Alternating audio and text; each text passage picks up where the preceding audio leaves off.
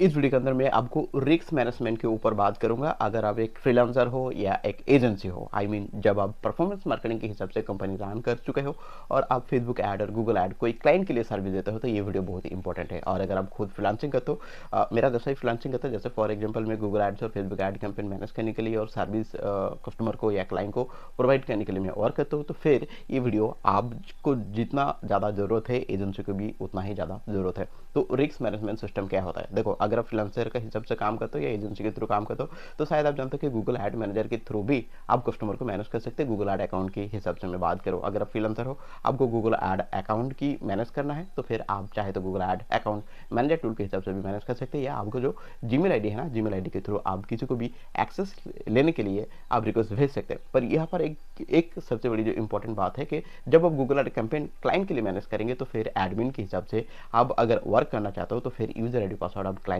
से आप ले सकते हो, अगर क्लाइंट देने के लिए तैयार है तो, राइट। और अगर आपको लगता है कि मैं एजेंसी के थ्रू रन कर रहा हूँ या एक्चुअली मैं फ्रीलांसर के थ्रू काम कर रहा हूँ, तो कभी कभी क्लाइंट मेरा पास यूजर आईडी और पासवर्ड देने से प्रॉब्लम हो जाता है एज पर सिक्योरिटी के रीजन के हिसाब से, तो मैं कहूँगा कोई रिक्वेस्ट भेजने की जरूरत नहीं है यूजर आईडी पासवर्ड लेने की, क्योंकि अलग अलग डिवाइस के अंदर आप लॉगिन करेंगे तो मुश्किल हो जाएगा। तो सबसे बेस्ट है कि अगर आप जीमेल आईडी या गूगल एड अकाउंट मैनेजर के थ्रू गूगल एड अकाउंट को मैनेज करते हो, तो फिर आप एक्चुअली स्टैंडर्ड लेवल के हिसाब से आप रिक्वेस्ट भेज सकते हैं कि देखिए सर, मैं आपको प्रोजेक्ट के ऊपर वर्क करना चाहता हूँ, और अगर आप गूगल एड अकाउंट के एक्सेस देना चाहते हो, तो मुझे स्टैंडर्ड के हिसाब से अकाउंट की और जो एक्सेस है वो मुझे दे सकते हैं। अब यहाँ पर सबसे बड़ी बात है कि ये तो सारी चीज़ हम लोग जानते हैं कि एक्सेस देने से काम कर सकते हैं, पर रिस्क मैनेजमेंट आपने जो पहले वीडियो की शुरुआती जो बताया, ये क्या चीज़ है? रिस्क मैनेजमेंट सिस्टम का मतलब होता है कि गूगल कभी नहीं चाहते कि एक ऐड अकाउंट के एडमिन 4-5 बंदा मिल जाए और अलग अलग डिवाइस के थ्रू ये मैनेज किया जाए और ये सब लोग एडमिन बन जाए, क्योंकि गूगल ये चाहता है कि एक बिजनेस ओनर के लिए ओनरशिप अकाउंट की जो मेन फंडामेंटल्स है वो खुद ही एडमिन रहे, और बाकी जितना सारे लोगों को साथ अकाउंट शेयर करना चाहता है वो स्टैंडर्ड अकाउंट के हिसाब से भी वो शेयर कर सकता है। तो ये है रिस्क मैनेजमेंट सिस्टम और टेक्नोलॉजी। आप बताएंगे कि रिस्क मैनेजमेंट सिस्टम, ये तो मुझे पता है कि ठीक है स्टैंडर्ड अकाउंट में ले लूंगा, पर रिस्क कहाँ पर वर्ड जो है आपने बताया, ये क्या चीज़ है? रिस्क का मतलब होता है कि अगर आप यूजर आईडी और पासवर्ड लेते हो और आपको लगता है कि मैं एक सिस्टम के अंदर में लॉग इन किया और फिर मैं लॉग आउट करके दूसरा सिस्टम के अंदर में यूज़ करूंगा, और ऐसा ही करते करते मैं 3-4 सिस्टम के हिसाब से लॉग इन करूंगा, तो आपका गूगल अकाउंट जो है ना वो सस्पेंडेड हो सकते हैं एज पर सिस्टम पॉलिसी के हिसाब से। अब बात है कि जब क्लाइंट आपको पास यूजर आईडी पासवर्ड शेयर करते हैं, या खुद आप क्लाइंट के लिए ईमेल आईडी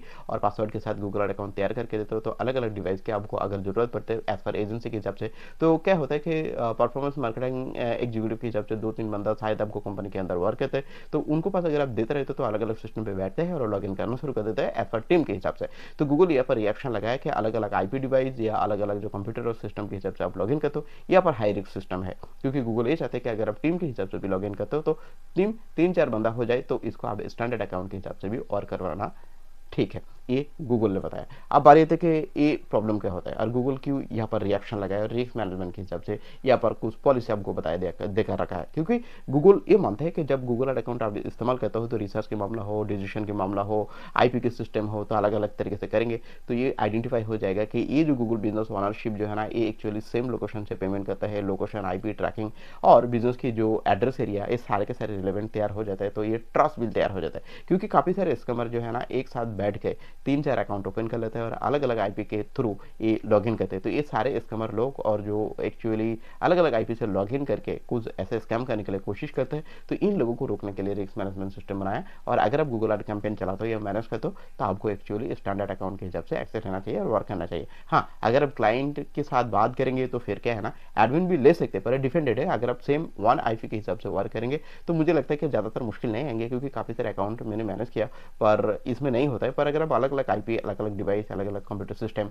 ये सब चीज़ अगर आप करते रहेंगे तो सस्पेंडेड आ सकते हैं। और एक चीज़, अगर आप गूगल एड अकाउंट मैनेज करते हो और काफ़ी सारे गूगल एड अकाउंट के एक्सेस ले लेते हो या यूजर पासवर्ड लॉगिन करके करते हो, तो आपका सिस्टम भी सेफ एंड सिक्योर होना चाहिए, और सिस्टम के ऑपरेटिंग सिस्टम और भी बाकी सारे सॉफ्टवेयर जो है ना वो अप टू डेट होना चाहिए। अगर आप एक्चुअली एंटीवायरस के हिसाब से कोई प्रोटेक्शन या वायरस प्रोटेक्शन के लिए अगर आप कंप्यूटर सिस्टम को स्कैन करते हो, मेल और सिस्टम के हिसाब से स्कैन करते हो, तो आपका कंप्यूटर के अंदर कोई इशू नहीं आना चाहिए और आप इजी तरीके से गूगल एड अकाउंट मैनेज कर सकते हैं। अगर मेल और सिस्टम की पॉलिसी के हिसाब से आपका कंप्यूटर अगर मेल और अटैकर है या मेल और सॉफ्टवेयर है, तो फिर गूगल एड अकाउंट चलाने से भी आपको प्रॉब्लम हो सकते हैं, और मेल और पॉलिसी जो है ना वो आपका सिस्टम के ऊपर लग सकता है और आपका गूगल एड अकाउंट जो है ना